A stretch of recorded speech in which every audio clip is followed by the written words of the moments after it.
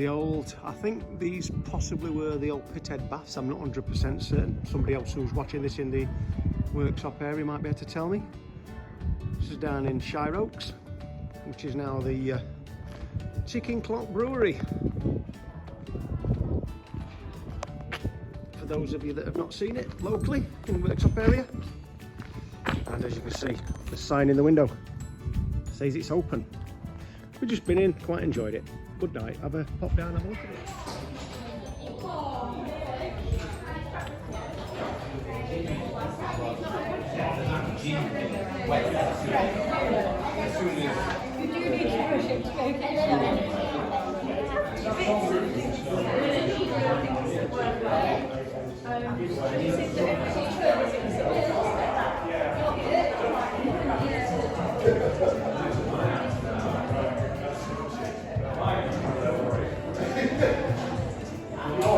Bring it here and I'll sell back to it next time it comes in.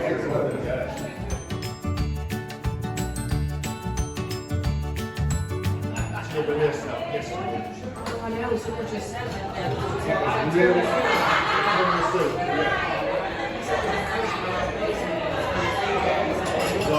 I was drinking that.